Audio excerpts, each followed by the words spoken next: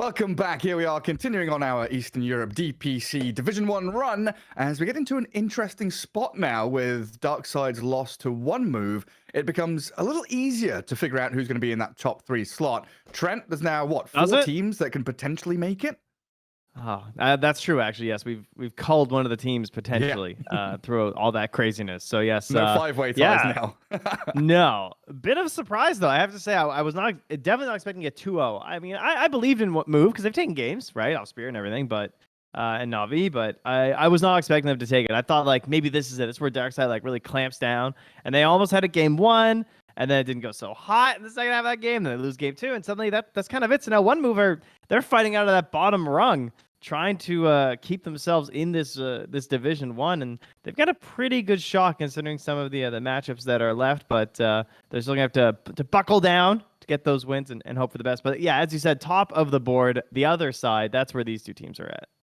Yeah, because just quickly in the bottom, there's potential for Darkside to get relegated, I think. You know, one move in Amiga down at the bottom. Navi's there 1 and 4, but there is some shuffling that could happen. Well, you're right. BetBoom, 5-0, only dropping a single game with 5 series wins. HellRaisers and Spirit kind of tied up 4-1, 4-0. And that's why this series matters so much, because if the team that wins this basically guarantees themselves top 3, the way things look right now, and it's only down to really Virtus Pro that can maybe take a couple of victories to try and catch up or tie things up in that top 3. At the very least, if you win this, you will be in tiebreakers to the major.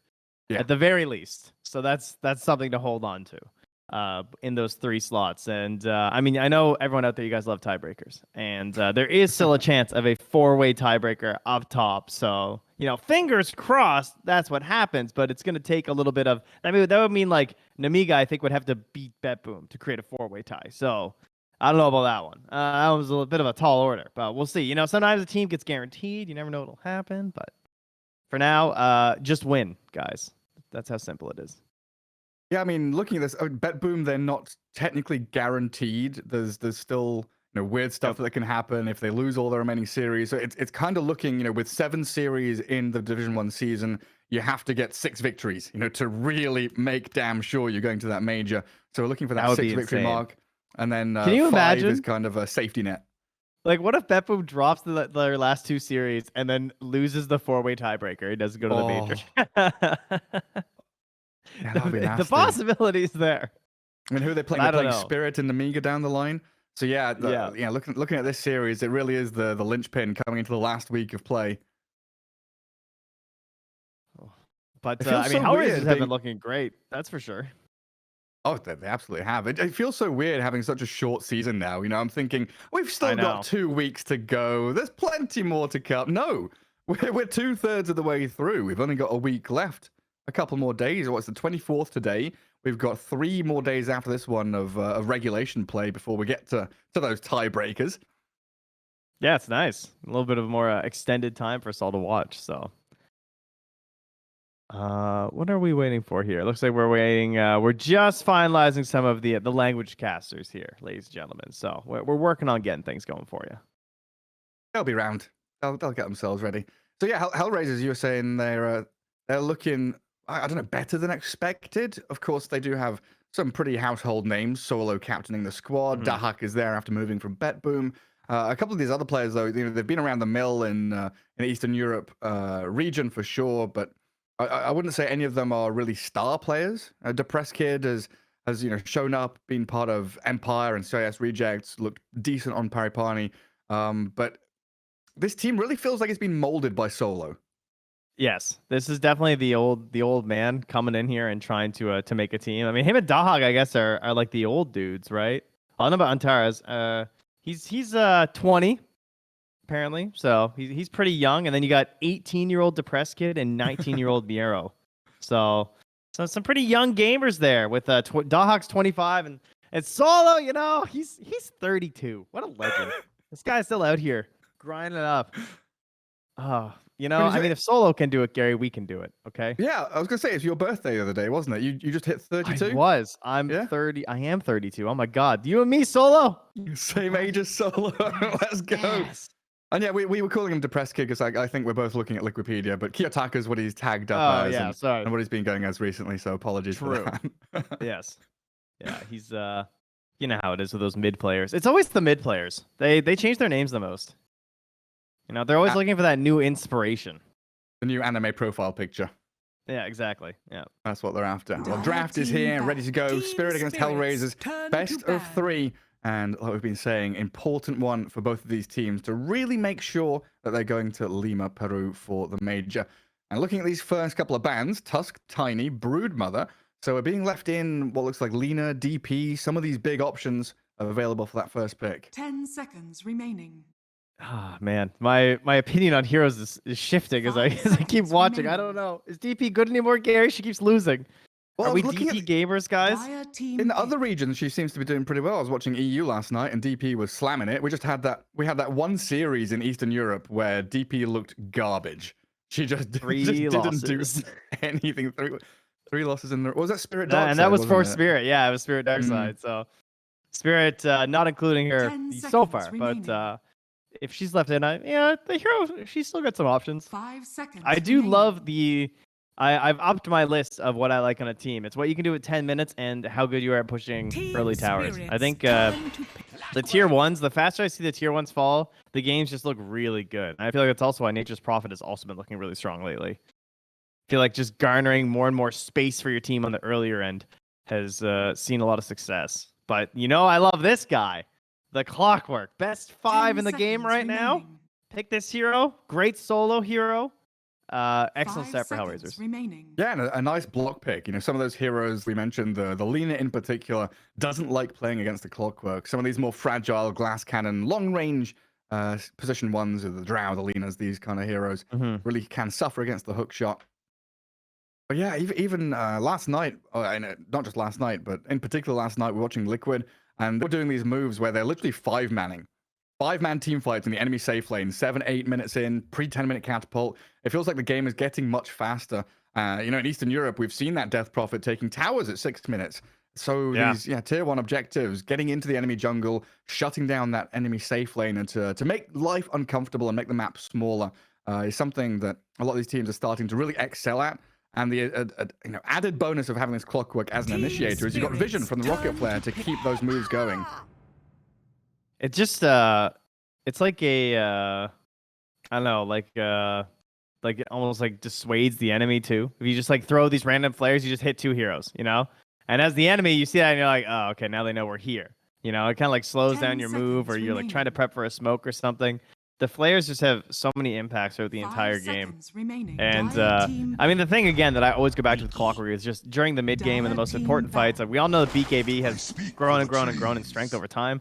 But the ability to be a position 5 and from any point on the map, pretty much like any relevant position during a team fight, to be able to stun someone in a BKB can just be so fight and game winning at times that there's just not a lot of supports that can do that.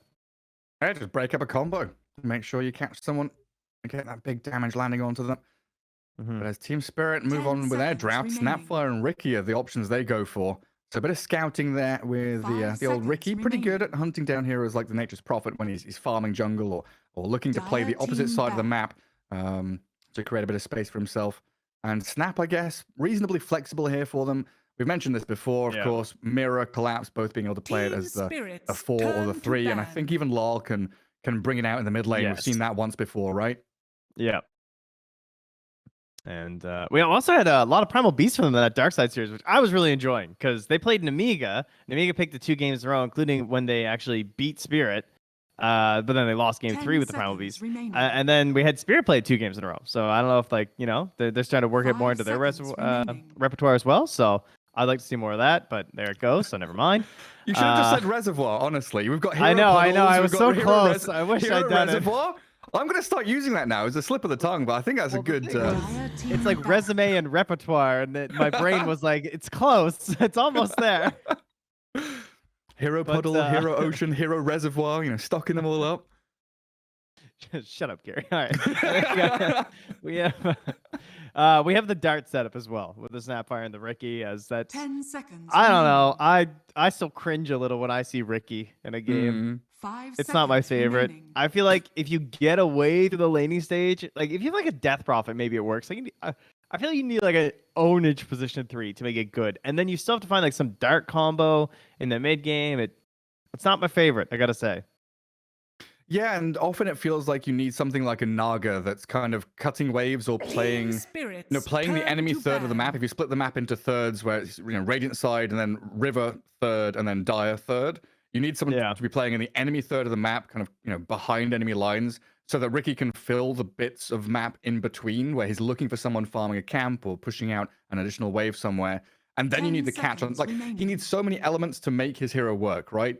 You need wave push to make the hero work as like a scouting tool. You need catch or follow-up catch to really make the sleeping dart work, and then you need damage to actually pile onto someone. Because sure, you've got dart and smokescreen decent in team fights and decent to start things, but it's that second wave of initiation or follow-through that's really required from the rest of Spirit's draft now. Of course, I will say he is 62% win rate across the entire DPC after 34 games, so that's pretty good.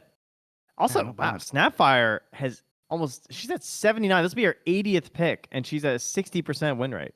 That is surprising. Yeah, she's been middle of the road for a while. I'm kind of surprised that her numbers are so good. Team Spirits, impressive. Turn to pick. That's kind of surprising, yeah. I'm guessing most of them or maybe we're just seeing this rise in the position 3 Greaves build, and she's a tanky strength hero, buys Greaves, can push towers, gives team fight. Yeah. 10 seconds. Techies ban. Naga already gone, of course. Yeah, no Naga, no 5 techies. seconds Not getting any of the fun stuff. Obviously on equal levels of excitement. There's still Ember, though. We've been seeing a lot of that hero lately. I feel like it pairs decently well with the Ricky in terms of just like these really difficult to deal with team fights. But, and like he's a control setup for all the damage the Snapfire has. Oh, there we go. Oh, we got the Mirana. You know what's coming next? Ember Gaming. Yeah. Yeah, I mean, it's the perfect hero with Ricky, it feels like. Dart into arrow, you got Moonlight Shadow to reposition the rest of your heroes around this Ricky. And yeah, you're talking about the Ember pick to just add another layer on top of that. So HellRaisers now, we've got Clockwork who can buy a 4-staff, but as a position 5 is going to be a little bit slow, and he would prefer Aghanim Scepter. So I would like to see another support for HellRaisers that is a like natural 4-staff buyer, as we're looking at this Dahak Prophet, more likely than not going to be the position 1 in this case, I think. Yeah. Hard to get to when you're looking for a 4 that wants to buy a 4-staff or that has some help in those situations. I mean, Snap is obviously the natural counter because you could like run it as a 4 and then you can just use the cookies instead, which is nice. And Alex 4-staff. Assuming that this is still going to be the 5 Clockworks. I feel like that's where the hero fits best and likely best for solo. That is a bit of a toughie. There's not a lot of good repositioning 4s right now. They're mostly like kill bots. They're not like save bots right now. Well, it's like I'm looking at this thinking, Silencer, but he's more of a 5. You'd have to move clock to 4. Yes, I was thinking that too, actually. Disruptor, same story. Treant, I don't know about Treant Clock duo. That seems a little bit wonky. Hoodwink maybe is the one to go for. Hoods, yeah, I'd considered it, but I don't know. As much as I love the hero, she's kind of trash right now. She's got like a 40%, 39% win rate, 39.6. Oh, they stole it. The steal. I like that. That's a good play. And the Ench is a perfect example. That's actually the perfect support because it pairs well with the Clockwork and it can buy 4-staff early, but it's a good position 4-2. They can still run this Nature's Providence position 1 and pick like any offlaner right now, or they could run it as a 3, and I think that lane still works because you can just like grab a bully creep as well. And doesn't die to Ricky. Like Ricky, in addition to all of the great stuff we've been talking about him, loves feeding on these squishy supports. He finds a maiden, could potentially solo kill her, but Ench with Untouchable doesn't die to those right clicks. And looking at the such a good pick, actually. Yeah. And just looking at the bans, like no offlaners have been banned. Okay, Primal Beast DK, but they're more like the flex 2 or 3 heroes. I'm thinking like the Beastmasters and stuff like that. They're still out there. If you've got like Beast, Ench, Prophet, Team Spirit have got to really keep their eyes on the... Okay, they steal the Beastmaster. I feel like, wasn't it the start of the season we were talking a lot about Beastmaster and he was winning... maybe that was during the Christmas show. I'm not sure. But anyway, this hero looks ridiculous. I think that this whole season heroes look really good. And yeah, like getting him this late in the draft... Pretty amazing. It's how they clutched out their last game. Was actually a last pick Beastmaster overall in the draft versus Darkseid. But much like the clockwork and the ideas of vision, all that applies to Beastmaster as well. And so even if you're not having 10 a seconds faster pushing remaining. lineup like HellRaisers could have opted into had they picked up a Beastmaster, 5 just a seconds remaining. ton of vision right now for Team Spirit. Dire All they're team missing back. is the big dog. They just need like the huge Yatoro hero right now. The new hero. Something he's not something. played yet. That's right. Also important, of course. What's the HellRaisers hero? If we ban out Tide Centaur as an 10 example, seconds remaining. there's still something like, I don't know, a Magnus. You'll have Magnus 5 Ember, seconds remaining. decent catch. You're gonna be laning with an Enchantress. Wait, hang on. Is DP still there? DP's still in the pool, right? She's just been DP is still in the completely pool. ignored. Yeah, that would be a lot of push though, and they wouldn't have a lot of beef. I mean, unless you like get a couple items on DP, then you could sort of be more in the front. Bat Rider's gone. Yeah, it's like Doom Centaur. You don't know your Nice. lane. You don't even really know your Spirits, turn supports to theoretically. ban. Yeah, like, is it gonna be? It's gonna be Mirana 5, right? Oh, no, Probably, wait, hang on. So but it could be Ricky 5 as well, or Snap 5. But the Mirana's harder to flex. It's probably Snap mid. unless it's the Yatoro 10 Mirana, seconds carry remaining. Mirana with a Bring it Ricky back. support. 5 Because it feels seconds like you want a remaining. ranged hero with Beastmaster, right? So it's going to be Beastmaster plus Mirana or Snap. And that's Dire more team likely pick. going to be the Mirana? Probably, and then 5 Ricky's kind of ugly, so then you end up getting like a Troll Warlord or something. But no one wants to pick Troll Yeah. Warlord, so you don't really want to sack your lanes. If you're gonna sack your lane, just go Terrorblade. The horn of Well, madness. Gary, you're there. You're in. Yeah, there it is. The mag's in. I do like it with the Ember Spirit. Can be a It little helps bit a lot nasty, when you though. have the. I was gonna say it helps a lot when you have the NP1 because like Prophet, he kind of does his own thing, but 10 if seconds he's not like a remaining. full true carry, so like the Ember I think can facilitate a lot of 5 the help seconds on that one remaining. Oh, for sure. with a mag. It's just Mag has to be so careful, like towing the line in fights around Fog of War. Choose your Okay. hero. Well, when Team Spirit do want to pick a hero Yatoro has played before, it is the Ursa. That's gonna It's supposed to be his exception, Yeah. He's got one. I'm allowed to just keep picking Ursa because I have the Alpine Ursa hat. But other than that, I'll pick a new carry every game.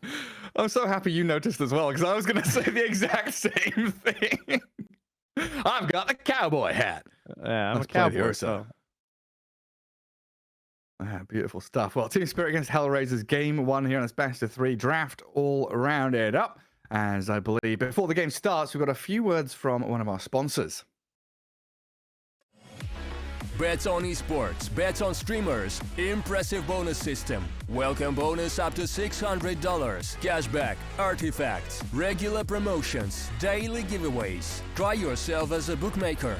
Great lines. EGB.com, more than just a bookmaker. Alrighty then, so Trent, looking at this, Yeah. nothing surprising, right? Everything for Spirit's Well- locked into place as expected.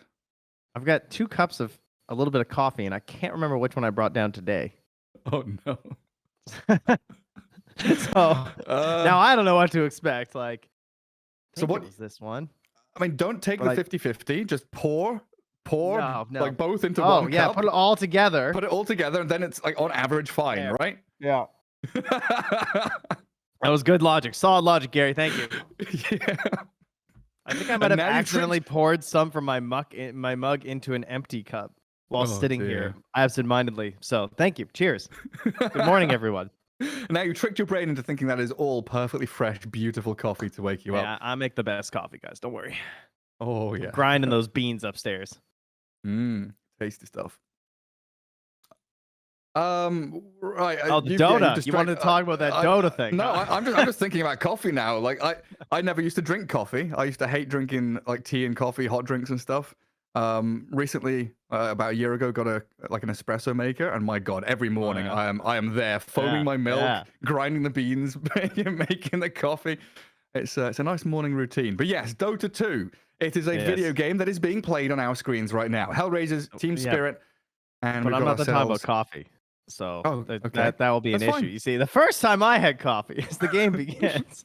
You had coffee. I actually remember I had a 20-page essay due, and it was doing like 3 days or something. It was like the semester project in university. And I had coffee for the first time when I was trying to work on it late one night at like to 10 p.m. My God, I was never the same. It was so good. Anyway, yeah, that's my story. You guys want to know what my story was about? It was oh God, I believe it was a geography degree, and I also did literature. And it was a comparison of how the geography shaped the story of Babette's Feast, I think is what it was called, which was a Norwegian story about these people living in a fjord, and how because of the place where they lived, it really shaped their lives, and how the writer used geography for that. So, yeah, my professors really loved me. I mean, fjords are the most fun thing to make when you're creating an Earth, you know? That's true. Yeah, they got fjords all over the place. And rivers and stuff. I've forgotten what his name was now. Oh my God. It was Dutch. Sorry, it was Danish. Sorry, not Norwegian. My bad. It was Danish. My bad. I've offended someone there. I apologize. Sindarin, Trolls. My bad. Poor Sindarin. They'll deny the bounty rune there, but we can talk about Dota now, ladies and gentlemen. We're here. We're there. We're everywhere. And Laurel indeed. On the Snapfire mid versus the Ember Spirit. Yado's got himself the bear down bottom. It's Ench and Mag. And then this that you had been discussing, the Ricky and the Beastmaster. Would they pair this together just based off of the roles? Because that does make more sense. Yeah, it'll be interesting. I don't know how well Mira's going to do here. I think maybe he just pulls creeps. Yeah, against the Clock Prophet. Like, Clockwork is so good at doing exactly this. Going 1v2, bullying, and he has the backup of Treants as well. So he's doing quite a lot of damage here, just to the Beastmaster and Ricky. But it's also the fact they're being pushed away from the wave. And that Radiant Creep wave, there's still plenty of creeps alive for it to be shifted a little bit closer to that Dire Tier 1. But Mira does get a courier snipe in the meantime.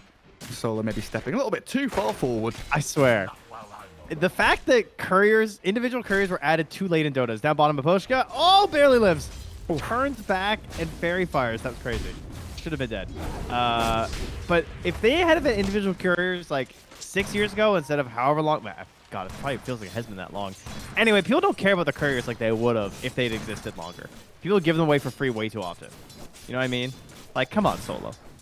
Yeah, I remember the old dog, new tricks. It was like 3 years ago. I remember you going on about people trying to smoke into Roche, and then they've got 3 couriers flying over observer wards, and it's like one of your major gripes with it still happens every game. Playing courier wards, guys. It'll win you your pubs. I promise you. It's bringing like a branch and a fairy fire, and it gives away an entire 5-man smoke gank. Like, okay. Yeah. That wasn't worth it. But yeah, it looks like both of these side lanes, the carry is going to be coming out on top. Ursa against the Magnus. And an Enchantress, if they land these Starstorms and Earth Shocks, they can push a lot of damage forward. And for the meantime, it looks like Spirit at top there, trying to contend with Solo here. Still just dragging waves into creep camps. Man, Clockwork just feels like so good in these situations. Meanwhile, down bottom here, as you can see, a little bit of poking there, but yeah, here we go. Back up there on the Clockwork. Just punching away. 1v2ing the entire time. Ring of protection. I'm keeping him very tanky. He's got his magic stick. Nothing else he needs. And Mira has the Orb of Venom too, which also feels kind of bad. Because like you purchase this and the support is just bullying you guys anyway. Yeah, you're not chasing the person with all the venom. He's chasing you. Although this could be bad. Because he's got... Oh, wait. He's got the cogs. He needs to make it... Okay. I thought maybe there'd be a turn there, but he's got some backup coming. Dog was actually ready. That was really cool. He ran up further just to ensure that they didn't get the turn back onto Solo. Yeah, and also giving the opportunity for like a cogs into just right-click and collapse down. Because he's got no Fairy Fire or HP regen, really. If Collapse got trapped in cogs, probably would have died. Yeah, why?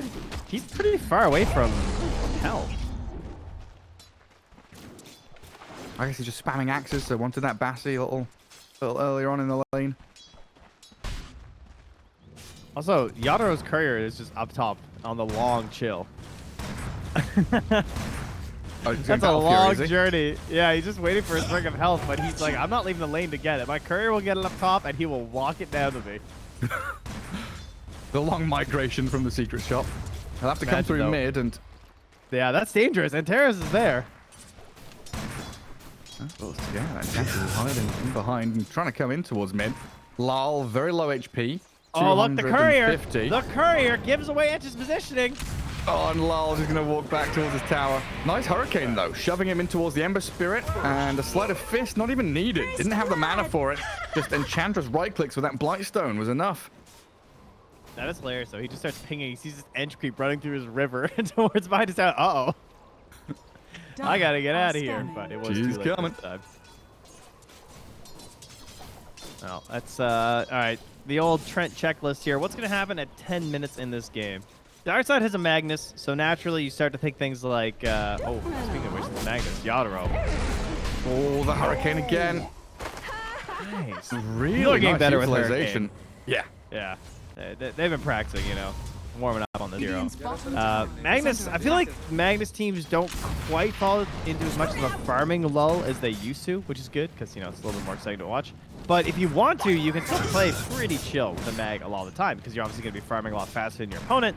As Solo is going to be backed up here from the TV from Dahak, but it will be a battle for your Ursa. So, you know, you're not going to be like, you know, free to simply sit back and wait, as he will be able to not only farm really fast, but also take down that road. So, I'm looking for some good action from the Dire in around 10 minutes, I think, this game. Yeah, I mean, a collapse up at top, close to death. Solo is considering going a little further forward under that tier 1. Mira also pretty low, so they're going to get bullied out of this lane with no salves, no tangos remaining. Courier delivering some tangos to Mira. Collapse is going to have to rely on his Helm, Mangoes, and the tower protection regen to keep him topped up. But yeah, it feels like even though Spirit have this Beastmaster Ursa, and you look at this and kind of naturally and rightly so think, oh, that's a pretty fast-paced early lineup. I feel like Ursa lineups over the past year have been much more focused on second roche and post 20-minute gameplay than they have straight up just laning phase and dominance early on. Yeah. In the mid lane, Mira and Lal. A little smoke screen onto Kiyotaka, but the TP from Dahak and the move from Antares, and Enchantress getting in behind onto Mira. Now shoving Lal away, and this is a 6-minute move in towards mid tier 1. No catapult or anything, so just aggression for aggression's sake, it looks like. Maybe they can catch Miposhka here, and a good sleight of fist nearly brings down Mira. Smoke screen comes, and it looks like Kiyotaka. Another remnant forward, still giving chase, but will not find the latch. Be careful, though. Oh, the sentry down. Laral's been holding his ulti this whole time. Like, there was a chance he maybe could have gotten Kiyotaka earlier, but he decided not to. And so I just wonder, you know, what setup is he waiting for right now? But Andrew's just going all the way back home. And a huge take. 7-minute tier 1. Arrow in behind. And the kisses on top. Nature's Prophet is being blown up. Miposhka with a wraparound. They did lose their tier 1. Oh, the smokescreen cookie. Can they kill off Ember Spirit here? Lacking in further control, and he's got the safety remnant up north. And Chandra still wants to give it a go, bullying back Lal and Mira. But this tier 1, especially with an Ursa going Battle Fury in a team, really makes the map very difficult to play for Spirit, it feels like. Like, Ench is playing bot jungle, and I don't think she's going to evacuate there anytime soon. Just stay there, farm jungle, steal creeps away from your turret.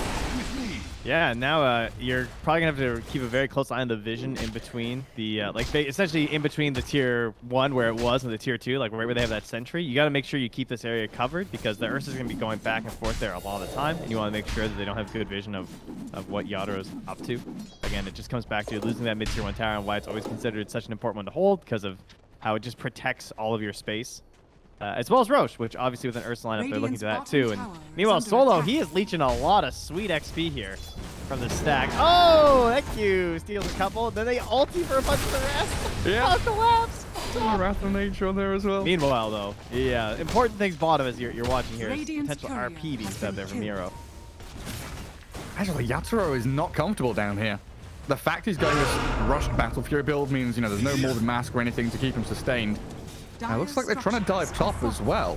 HellRaisers really exploiting the fact they've got these hardcore early pushing heroes. Enchbot, Prophet top, Yatoro being dived again, and they will TP Dahak down here. Skewer and doesn't even need the RP, just right click and punch the bear down. Transfer it into another tier 1. And this is looking pretty sad for Spirit. They are meant to start picking up the pace 15, 20, 25 minutes in. That a 10-minute window where they're looking for a second Roshan or the ability to play into that top dire jungle. But the fact they have no towers damaged, never mind taken, it makes it really hard for them. Wait, oh, okay. For a second, I thought they were actually all full HP, but just the mid tower, which is kind of the worst situation possible. But anyway. Basically all full HP. Yeah, they're all looking pretty good. I mean, Larl's the lowest core right now, and that's a big problem. You got to get this snap off to a better start than this, or she just becomes a support. This is sort of what happens to these support-ish heroes that get thrown mid. If they don't get like really quick kills or some decent farm, they often miss out on that. You know, they want to take that and transfer into kills elsewhere on the map. But Lara doesn't have that comfort right now, so he needs to sync up with someone. But Mira doesn't have the dart, so before the dart, like, her setup isn't the best. This will work though. Down he goes. Fats in the fire. Finally. For you. Finally Reed's taking a bit of control there and Collapse. And this tower is being guarded by Solo and he traps Collapse in the cogs. Kiyotaka and Miero both here on that Wrath of Nature. Pretty big bit of damage. Clears through the Beastmaster. So that's a pretty big signal there to Team Spirit. The top lane is out of bounds. Do not push that tower. They will bring numbers to defend it. When your position 1 has to just farm the dead lane. That means there's not a lot of farm going to any other core, right? Like, your Beastmaster just died. He's not farming and stacking Ancients right now. Yeah, Snap is as sort well. of holding mid. Like, I'm kind of impressed Niposhka's already level 6. But this Ricky, level 4, is really going to struggle to find anything on the map. Buys the Tome. And it's a difficult one for him. I mean, just the fact that HellRaisers are able to play their own aggressive game plan as well as coming back to defend towers. And now even shutting Collapse out of his triangle.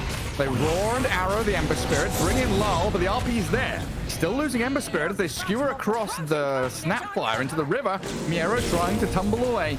And Solo with the cogs to block away Miposhka and Collapse. But Lull with his Haste Rune still giving chase. Trying to body block Solo now for the catch-up from Mira. I should be able to find this support kill at long last. Team Spirit guarding the bottom jungle, getting a kill. Now defending their own ancient spot and getting another couple. That's going to feel good. Yeah, that was a greedy play to go for. He kind of got baited in a little bit there from Kiyotaka because he's an Ember. He feels pretty invincible. And unfortunately, Solo did hookshot into the backside of his Magnus. So went straight up like that short film that did very well that one year. Pretty much looked like that, and unfortunately was not able to stop that kill onto the Ember. Otherwise, they get that. He gets pushed out.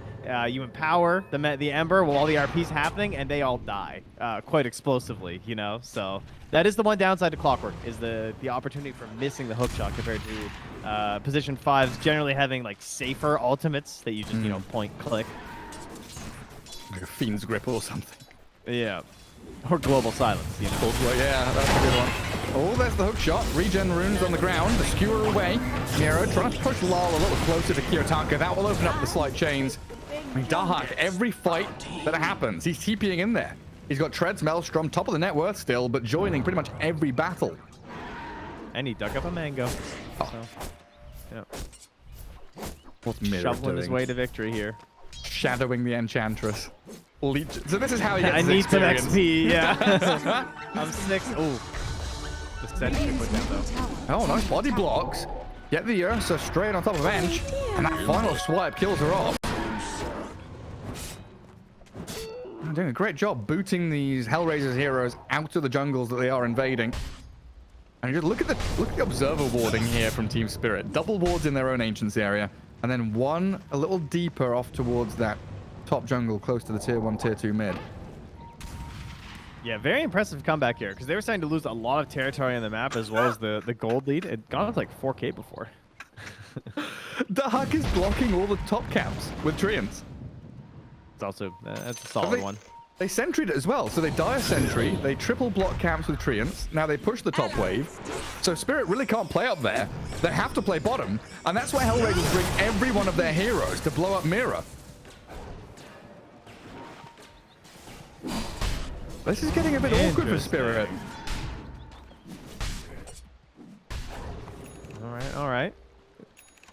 I don't know. I feel like they've done a surprisingly good job. The hardest part right now for HellRaisers is to try and temper the aggression while also still like taking the farm that you've earned by getting the space. Like, you don't want to be too obsessed with getting the kills, but you also don't want to be like missing like creep waves, but you don't want to giving that space over. I guess even if you just farm passively right now, you can see just on the map how much more gold's going to go the way of HellRaisers. Because they're just bottled up right now on Team Spirit and the Ancients. Yeah, they might be losing a tier 2 bot soon. Smoke screen thrown out by the Ricky, but an army of skeletons. Bruce Campbell, the Enchantress, is here to take down your objectives. Rally my skellies. Nearly getting tagged by the shockwave. What have they got? They've got sentries. Yeah, no dust here, just sentries on solo, it looks like. And they do scan this Roche attempt. Nobody's nearby, so it looks like the contest around Roche is going to be a close one. Kiyotaka is coming, but Aegis is already grabbed, and he has to remnant away. Yeah, gets back to safety. I think that's an okay trade for HellRaisers. It's versus an Ursa lineup, so good choice by Team Spirit to say, hey, we can't defend the bottom tower anyway. Let's go take Roche.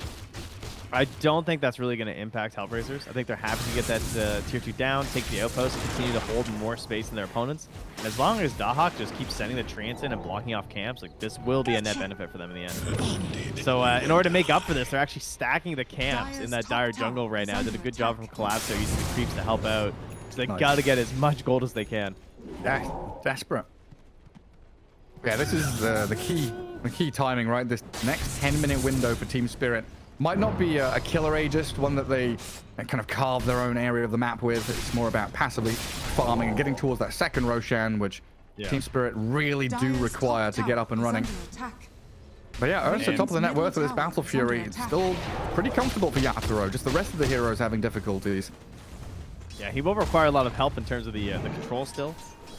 But that's something that Ricky can do, particularly now that he has the dart. I believe it's coming out now. Yep, so he had just enough gold at the right time. So nice. Well done. They gave enough space. And now it's time to go for some setups. They've already smoked for this. Does pop, though. Yeah, the roar is there. And they've got the control to bring down Kiyotaka. Someone tried the hook shot. Oh, he's going to get arrowed as well. Have they got the follow through to come in? Mepochka has another Starstorm in a second, and there's the cookie leap. Interesting, doesn't land it, so he TP's home. The dart nearly connected as he returned to Fountain, but Solo is safe and sound. What even happens to the dart? It just dissipates. Yeah, it doesn't follow. I wasn't sure he was gonna fall asleep in the fountain or something for a second. Oh, we used to have some bonkers stuff like Juggernaut Omnislash used to follow people to Fountain when they TP. Never forget the Alchemist one, the never-ending concoction build-up. I'm just flying around everywhere. Well, tier 1 mid and a 5-man group up from Spirit, so they are using this Aegis to try and bully HellRaisers. And the dart into arrow timing on the Magnus, going to catch out Miera. HellRaisers TP in here with their Prophet, trying to kill off the first life of the Ursa. It looks like Kiyotaka a little bit worried about entering the fight up high ground into darkness. And now another dart. There's no arrow. It looks like Mepochka is just going to back it up. Try and bait HellRaisers up the high ground with a cookie on the Thunderhide Lizard. They slam down on the clock. Chains won't kill Mira. He's got the Verdurous Gale now to heal him. A nice bit of green from Mepochka. And HellRaisers the ones now being hemmed back on their side of the river. The Helmet Overlord is so good for taking advantage of those situations and helping to force objectives when your opponents really just want to like cut waves and everything. They're just like running in there with it. Now they have another dart setup. Kiyotaka though, the creep will get out of the way in time, but the Force Staff's there. Oh, and the ulti was used first too. But so what they did earlier when they darted the Ember last time and they just didn't throw the arrow, Mepochka was just holding it, is they saw Solo was trying to do the body block play, and that just baits Solo into like full on death. Like they don't even have to throw the arrow and he still just dies.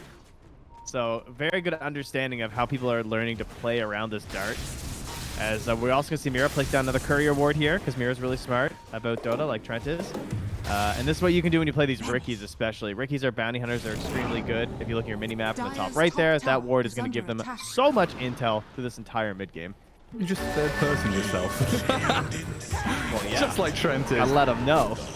On their force, dead to Kiyotaka's DD rune. The hook shot in onto the Ricky as well. And the glide near out of Dahak forces Yatoro to enrage pretty early on. He does have a BKB here for the Ursa, but an RP stops him in his tracks. Ember zips back up to the high ground again. Solo, pretty low. And Yatoro going to get cookied forward. That's his first life gone. But they've got the Roar and the rest of Team Spirit coming in from behind it. Collapse and log and shred through Dahak. Nature's Prophet sprouts up, but he's dead. And Yatoro still gunning for this Enchantress in the back, while Miero and Kiyotaka contend with Collapse, and the Ice has been left alone now. Lal couldn't keep getting involved, and he has to run away. While HellRaisers win a fight mid, and they push bottom lane tier 3 down to half health. This game is that's wild. It really is. You had to win that fight. I mean, that was a DD Ember who went home twice, I think? Is that even possible? I don't know. It says he used his bottle 9 times. I guess he must have picked up something. But anyway, DD Ember, who got to go all the way back to the fountain, return to the fight, and continue going after that ages. So kind of hard to handle there. As well, I do. Well, actually, I don't think I agree with those odds. 4 to 1. Yeah, I mean, that's probably a little delayed, maybe. Shortly. There we go. That looks a little That's better. more like it. Looks like the old graphs. Fair. Still favoring Spirit here. 71% win probability for Spirit. I mean, that's just going to be the Yatoro, the Yatoro Ursa effect. Or is it the Ricky, what do you call it? Ricky pilled? Dota Plus is Ricky pilled? Yeah, I guess, yeah, it is. It sees how much this hero is winning, even if it looks kind of ugly sometimes. You know what it is? I think it's that the bad Ricky games look so bad that it leaves a bad taste in my mouth. But the good ones are just like, I don't know. He's definitely the feast or famine support. As yes. we've always said in the Dota 2 cast. Yes, quite. The Miss Havisham of Dota 2. Oh, yes. Yes. Quite. Good. I'll see you at the cigar lounge later. Oh, God. The Cabal. The rest of the talent Cabal. Which one? There's a couple of them now. Yes, I mean, 10 to 10, nothing in it net worth-wise. And Spirit no longer having that Aegis, but still playing forward. A 4 staff. Yeah, gets out of the range of the arrow. Now they're getting rooted for a second, and the hook shot's a good one from Solo. But the smoke screen immediately makes sure there's no cogs or batteries at play. And Solo straight into his own death. Dahak is playing bottom still, just shoving that tier 3, while the rest of his team scrambling to defend mid. When you said hook shot, it's a good one. All I think was, is it? Because like I think he's just gonna die. I had to check Solo's inventory, make sure he had the 4-step finish because he did not. And a hook shot like an Ursa generally with the 4-step is bad news bears if his friends are around. There's a risky play. But it could have a huge payoff, as you said. Like, you know, maybe Mag gets in there, finds himself something. Still working on that Blink Dagger, but there is plenty of setup to help get him there right now. They go under. He tries to get the TP out. Post pops the smoke and escapes with the help of the Hawk as well to give that extra vision. All right, we've got this game of ping pong now. Collapse. There's Beastmaster, always very good at shoving that off lane all the way towards tier 3, so HellRaisers have to keep coming back to maintain it. And we've seen Dahak, every opportunity he gets with his Treants, gets towards the bottom tier 3 and has already done a tremendous amount of damage to it. So a lot of pruning needed to be done to keep these lanes across the river. Kiyotaka looking for this rune, trying to do some Ember shenanigans. Oh, and BKBs. He gets away from the sleeping dart. Yeah, he had to, because he got dive bombed, and that could have been bad. It's hard to believe that used to stun. that Hawk was so broken, man. Well, that's a good point, though, with dart, dive bomb, arrow, kisses. There's so much damage that just appears out of nowhere from Team Spirit. Whereas HellRaisers kind of have to commit with like a blink RP or a hook shot in from Clockwork. They're showing a hero and saying, hey, we're here and ready to fight. It was an instant Roche. It's already up. Oh, wow. It was like 0 seconds. It just spawned. And Yatoro still with... Oh, DD's wearing off, actually. May have been a move. But Mira up to the high ground. Hook shot in. Wrath of Nature's on him. Solo the one to die, though, and Mira escapes. HellRaisers starting to get run over. Blink here, too. Oh, look at that shard hop. Where are you going? Hey, he's on the Enchantress now. Oh, can you hit her? Oh, the Hurricane Pike. Antares gets roared now, though. And Lal Yatoro on top of the Enchantress can take her down a notch. And they've got a dart mid lane. Ember Spirit slipped up. Dive bombs in. The root is there. Ember Spirit under the smoke screen. Going to get shredded by the bear. BKB was coming back another 5 seconds. Ooh, but you know, they haven't checked Roche yet despite all their vision. And if they're a bit slow, there's actually a chance they don't get this. I think whoever gets this Roche just wins. That's definitely where I'm looking at this game right now. Is there an arrow? Dire's middle Oh, there tower sure is. under attack. And the bear snaps into action. BKB's up. Make sure there's no play from Miero to shockwave or skewer him under tower. Ah, I think that was kind of Dire's bad. middle tower is under attack.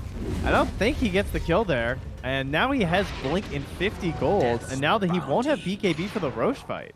So if anything's going to give them a chance for HellRaisers, I think that was it. Time to make him a move.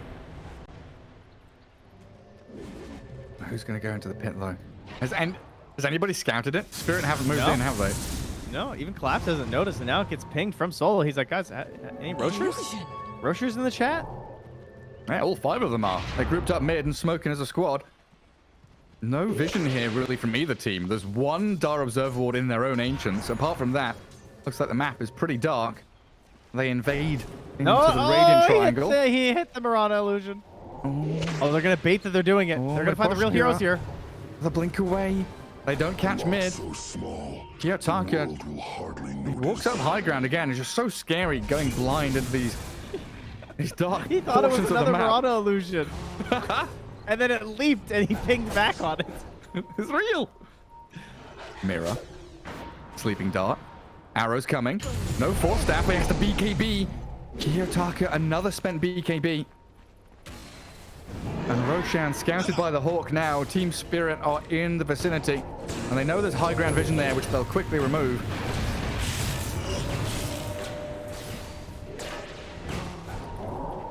It's going to come down to whether Dahak is able to stand his ground with his Nature's Prophet. He's got Gleipnir BKB, but he's going to be really relying on the Force Staff out of the Enchantress. The Force Staff on clock is 100 gold away. Oh, they desperately need that for the next fight, but it looks like it's going to happen before he can complete the item.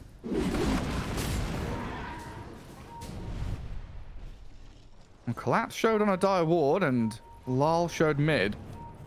So HellRaisers know that Team Spirit are pretty spread across the map, but still tentative about actually connecting onto them. Dire's middle How is tower Yatoro just getting is away under with this for attack. so long? Like, he's been getting so much gold down here, and no one's roshing. They haven't forced him to move. He's just a happy guy. Goes back mid for a little bit, comes back down bottom, gets more. He's like 3k edge over a Nature's Prophet. Kind of just like no vision. Invisibility. Plus was right. Now 82% in favor of Team Spirit, and And climbing. yeah, I can't really blame them. It's gonna come down to a big mag play. Miro still has the Tumbler Sword. He's looking for every edge he can get. Well, Ursa showed top. Arrow misses on Solo. And Mira, trying to get away from this Edge Magnus, blinks back in toward Miero, dodges the hook shot as Ricky's still getting rooted up, caught out by the Prophet. Dahak played aggressively and TP'd forward. He's in the Sprout, and Yatoro, gets the stun in there. They catch Dahak, dead for 50, and a double kill for Yatoro now. Team Spirit are going to try and use this Ricky buyback to secure themselves Roshan. Radiant's top tower. Skewer on Yatoro. He got off his enrage though. A tanky bear is a difficult target to go on, and the buyback from Nature's Prophet to Hag. Oh my god, the Sprout! He buys him time, pushing them around with Cogs and Sprouts, and Yatoro finally taken down. Collapse with his BKB! Throws the axes onto Dahak. He's dead for 70. And Miposhka landing that final arrow on the Ember Spirit. Force Staff drifting. Ricky playing forward. And that Hawk landing. Trying to kill the Ember. The kiss isn't landing, but Kiyotaka still survives. Now Collapse, healed by the Greaves. Lal comes in with a cookie, landing on 2. And Lal with Collapse pairing up, getting themselves another couple of kills. I was trying to figure out why there weren't more kisses. Like, oh, he's got eggs. They just fired one in there. Oh, Collapse though. Oh, the spacing and Jarrett. I left my hoof prints in your That was a bags. lot of. He just got like, oh my god, he's got like 1,000 gold because he got the Helm of the Overlord creep as well. Oh, wow. Carry How much Ench gold time. was that? 439 plus 510. Woo. Yeah, that was a lot of gold. Helping out the squad with some assists there, it seems. It's got to be painful for Dahak though, right? Dying, buying back, and dying again. His build-up and scaling is now stunted pretty heavily. It is very surprising that he's now below Lars. considering how this game started. They're all being obviously very far behind. But, you know, there's one thing about Enchantress, is that she eventually comes back in these games and turns into this massive damage dealer. It's always good to give her a little bit of space when you can. And a long-awaited Lincoln Sphere as well here for Kiyotaka. Try and give him some more space and survivability in these engagements. He just needs that one extra, like, not being stunned moment to get off that extra sleight of fist with the Empower. And it stacks up so quickly in damage. He's almost to level 20 as well, which I presume will give him the sleight of fist hero damage. Yeah, I mean, what's the maximum stun duration from Spirit here? 3 on the dart, 5 on the arrows, that's 8. Roar is 4 on the roar. 12. Then you add a cookie or something. You got another like 2.5. So that's 14.5. You're chain stunned. I mean, Abyssal Blade. You just 20 seconds of chain disable here. And we might see them start doing dart into roar as well to try and deal with the whole just like BKB immunity coming off with the sacred arrow. Yeah, he's able to just BKB as that happens. But if you roar, at least you know he's still stunned. Dahak, see him on the screen now. He's had his items a while, needs a lot of room to improve. And he'll keep soft pushing with his treants in that bottom lane. It's going to be a minor irritant to Team Spirit here. But as always, the primary focus is going to be on the second Roshan. Aegis plus the Ag Shard. How is this still up? It was what, 23? Could have died instantly. 7 minutes ago it spawned? That's crazy. How fast? It has been a whirlwind time here in the mid lane, that's for sure. Lots of battling. Oh, the Ogre Seal Totem. This thing is growing on. I swear. Every game I feel like that it's in, I see a moment where it saves someone where they otherwise would have been dead. Oh, you see a dart coming and you totem away. Let's Kiyotaka caught. Oh my god! The dart, Lincoln's pop into an instant blink abyssal. Just gone. See you later. And now it's got to be Roche time, right? Yeah. Does he have a remnant? He does. Oh, somewhere. Yeah, not sure where it is. I think I just saw it expire top. Yeah, must have been it. Doesn't have one anymore. Rocket Flare sees into the pin, but Roshan already being taken. Solo's in. Roche not dead yet. Yatoro, he's holding off on it, and if you kill off his clockwork, Solo snatches it. He hit the Roshan, and the tips come flying through on the clockwork. Well deserved. The Solo snags the Aegis under the nose of this hungry bear. Oh man! And I assume Ursa must have gotten the shard. Did he not have it before? He didn't know. No. Okay. So he did just get it, yeah. Well done. Well done. Annoying. That's for sure. He keeps doing that on Clockwork. That's not the first time we've seen him do that. And it's an important one as well. We've been hammering on about this second Roche, how it's so important for Ursa to have it, because that's one of the ways they close out the games. You go win a couple of team fights with that Aegis, potentially have 3 lives with Aegis, BKB, and Enrage. Now, a little bit more challenging when you're facing off against RP and Hookshot. But yeah, 10k lead and an overfarmed Ursa here. Probably still very firmly a game controlled by Team Spirit. He's kind of farming like he has an Aegis, you know, like he's a little bit away from the team there as they start to regroup somewhat. Mira is messing with poor Kiyotaka right now, jumping to pop and darting as well. Being a real nuisance. That is true. He can still really mess up this Ember though, because he can like approach Invis, smoke screen into jump dart. Yeah, true. Super annoying. These side lanes. Every time I look, it's like zoo on zoo.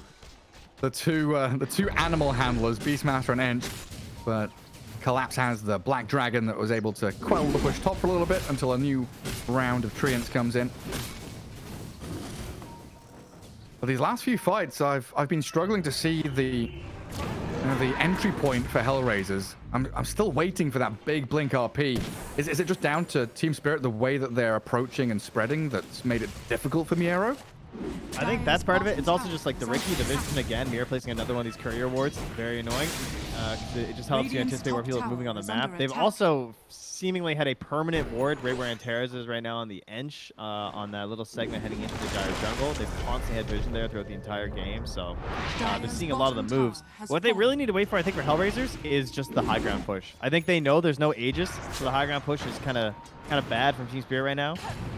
They have Beastmaster. That's great. But eventually the Ursa wants to commit to the fight. That is the long bomb. All right.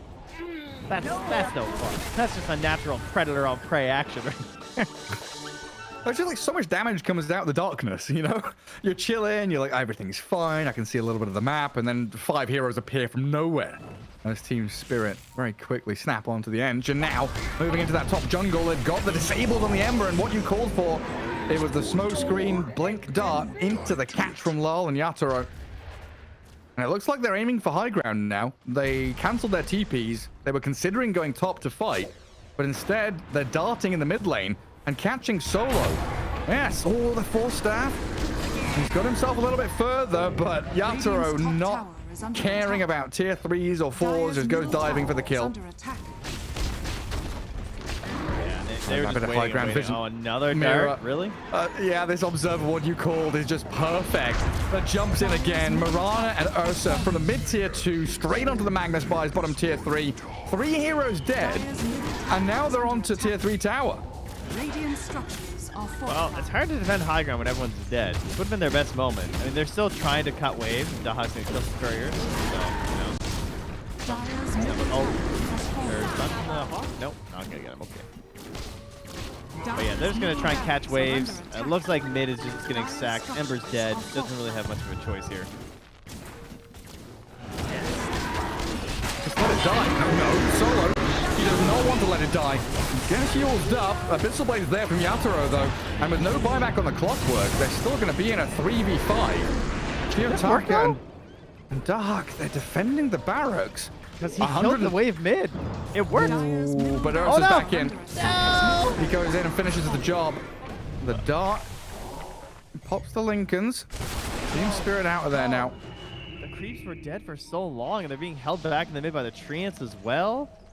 That was so close to working.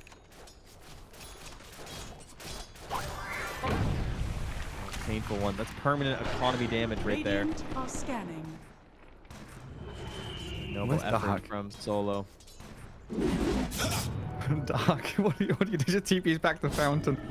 Trying to push out these side lanes as best he can. Never refuse. Illusion. Tough one for the native prophet when you're so far down the net worth board. Magnus as well. This Ench looks good with the amount of net worth she's got, but Mag suffering. Yeah, Miro has some lofty goals ahead. Thinking about a potential refresher. I might just want to see make the shard to try and make one big play. Trying to get refreshers a bit tough. I'm kind of curious about. Over to Miro. I guess the Yules make sense against the Ursa. I was just wondering if another Force Staff or something would have paid off for the Miero as well. Yeah. It feels like Force Staffs, when you keep stacking them, just get better and better. So I kind of agree. I feel like that could have been solid. But maybe, as you said, it's just his own little bit of survivability that could help out and turn some of these fights with the Yules. And now we're looking at Mirana with Yule's Lotus Orb, has a gem, so starts dewarding that top portion of the map. The rest of Team Spirit smoked and wandering into mid.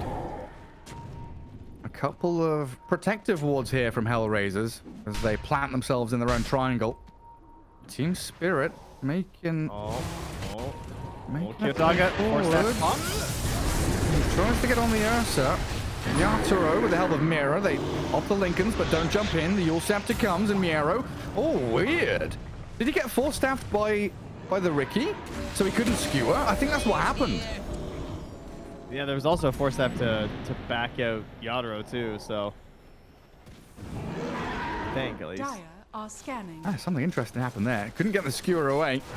So Team Spirit still continuing their push on the high ground up to tier 3 there. Ricky's courier dies in the mid lane to the creep wave. An Ench creep comes too. Yatoro Diving tier 3. Kisses over the top. And Mira gets Lotus Orbed and tricks out. It feels like HellRaisers just going to be holding high ground. They don't want to chase out of their base. That was a good defense, though. Like, considering the start, they got the stun onto Clockwork. They used the kisses, weren't able to get the kill. Ursa didn't have to pop BKB, so that is one advantage for Team Spirit. But I think if there was a time to start moving out of the map, this is it.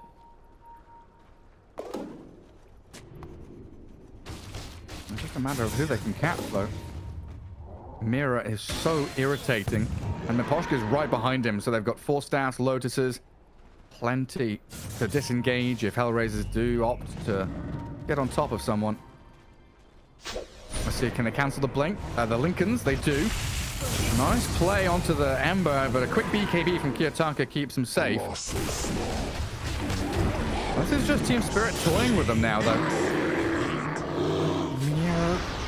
Yules up, risky. but darted. Arrow chain stun with a cookie from Lol. They get Yatoro onto that Magnus and Dahak. Oh no!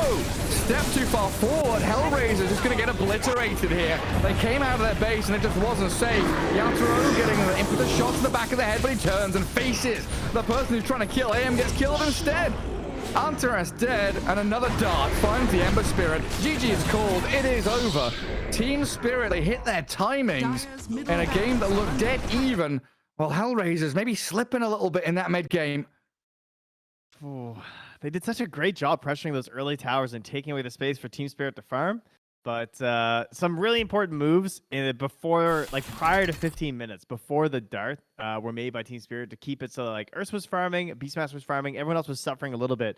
But the second they had the dart, they just turned on the Jets and they made the perfect plays mid. They took that mid tower. They opened up more space on the map for themselves to farm, and they used that to just instantly even out the game. And it felt like the first 15 minutes were basically inconsequential because HellRaisers failed to really get this like Ember and Nature's Prophet combo kind of like over the hump. Yeah, it was a really nice case study in terms of thinking about how that Roshan affects the Ursa lineup as well. Because usually we think, okay, first Aegis, it's about leveling the playing field, making sure that you get a bit of space on the map. They used it in conjunction with Beastmaster, who got his big helm. They got the Ricky Dart and this Ursa with Battle Fury, BKB, Aegis, and they just took over the entire map. Like, okay, Prophet is taking tier 3 bottom to 1/3 of his health, but with no follow through, with no real move there, they weren't able to actually convert into anything bigger. And it's part of that goes back to the trade, which at the time feels okay because you're getting a tier 2 and they're getting Roche, but at the same time, you were also ahead as HellRaisers still at that point in terms of like the fight potential. So maybe they had to force that fight, which doesn't feel great, but that's something that you'll notice a lot of teams will do is that they're usually not very happy with trades, even when they're ahead, even if it feels like you're getting the better of the trade. They want to keep forcing those fights and those engagements to try and benefit from having this Miro Magnus, because I feel like the Mag was just an Empower bot this whole game. It feels like he didn't even have a chance to make a big RP play. In fact, I see he did a total of 134 damage with RP this game. So that's what. Did he actually cast 2 RPs or just 1? I feel like he cast 2, but they were always on like one hero. That's why I was asking 25 minutes in, when is that moment? When does Miro get the jump? And Team Spirit were just so good at everyone hiding in fog, making sure Ricky's scouting. It was just a superbly executed draft from Team Spirit there in game 1. Not bothered about the early losses, making sure that they were able to play their draft pretty much to perfection once we got past 20 minutes. Yeah, good stuff. Well, I like their picks though. Like I thought Antares did really well on the Ench. I was very impressed. I think that it just came down to missing some of those key moments with this lineup. There is certainly the possibility that as time continues on, this game will go in Team Spirit's favor. I'm sure that's not something that HellRaisers were unaware of. They just missed on the conversions that were really important for this lineup to work. So it's not so much a drafting issue necessarily as it was just getting outplayed. Yeah. I mean, game 1, Team Spirit wrapping things up as we will take a quick break and return with game 2 right after this.